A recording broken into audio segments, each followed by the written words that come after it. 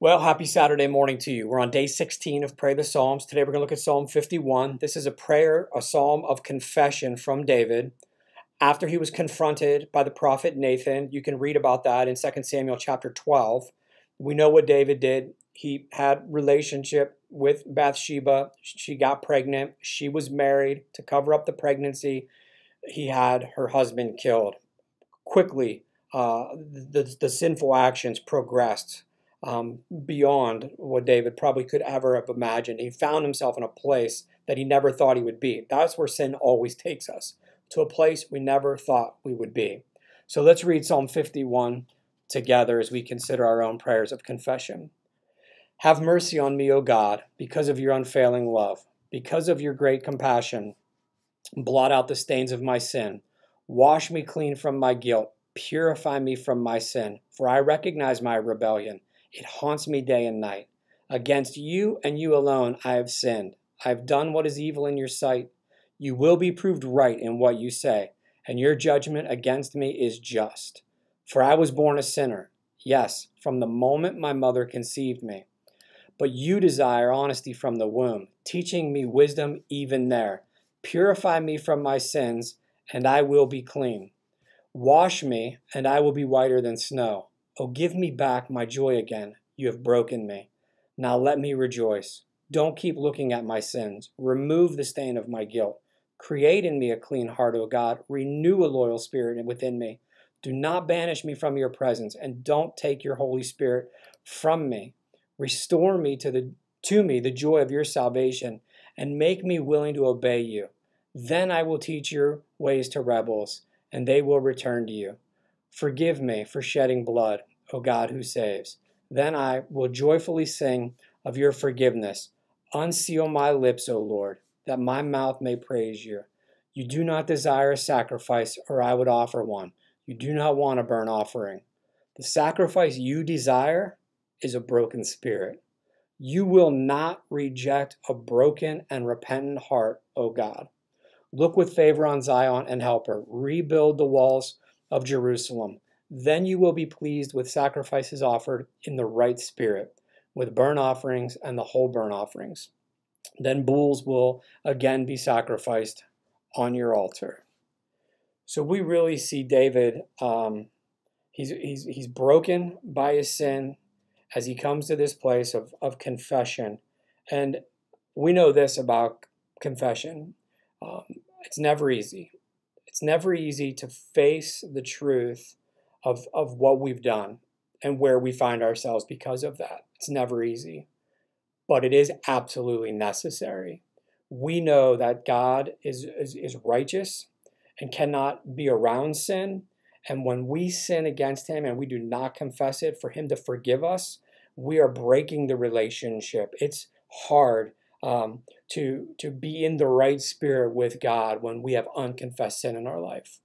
But our human tendency is to do what David did, to start down this little rabbit trail of making a bad decision and then try to cover that up a little bit. We make another one, and the next thing you know, we're in this huge mess that's beyond our control, and there's nothing we can do. We find ourselves where David did, broken, because that's what sin will do. It'll break us. And that's never a good place to be. If David would have just confessed his sin when it was just lust of the eye and did never approach Bathsheba, think about the actions and the damage that would have been eliminated in their lives. The life of her husband Uriah, who was killed, the child that was born and died because of the sin. I mean, just the pain that's associated with it. So we have to be able to come to God and confess to him. We have to understand that our sin, as David writes, is against you, and you alone I have sinned. Our wrongdoing is against God. There's no victimless sin, there's no victimless crime, but first it starts with God. And oftentimes, if not all the time, our sin not only is against God, but it's against somebody else. Because even if it's a sin that's private to me, that nobody would ever know about, nobody would ever find out about it, it negatively affects the relationships I have, first with God, then with the people that I love and care for. Sin has that effect on us. It hurts us and other people around us. So oftentimes we start with confession to God, but it may require confession to another person as well, to apologize to them for what we've done. Notice what David said, and I hope you're doing just some general observation, circling, underlining words, because if you do that and you read it a couple of times, you'll start to see things that kind of jump off the page at you. But I noticed in verses 9, 10, and 11, 12, he says these words. He says, remove the stain of my guilt, renew a loyal spirit, restore to me the joy of my salvation. This is what sin does. It stains us with guilt. Immediately we feel guilt. We immediately feel guilt. Our spirit, that loyalty that we had to God, is broken because we have been disloyal to Him. We have done things that are against His ways.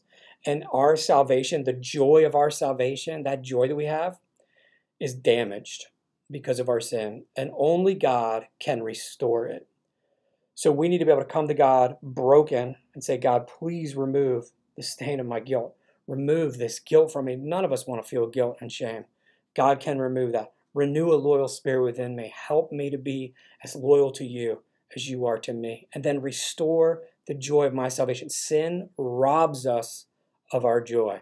It robs us. Takes it away from us. He says in verse 17, the sacrifice you desire, God, is a broken spirit. I've been there, you've been there, where our sin has had us in a place where we are broken. We can no longer run. We can't cover it up anymore.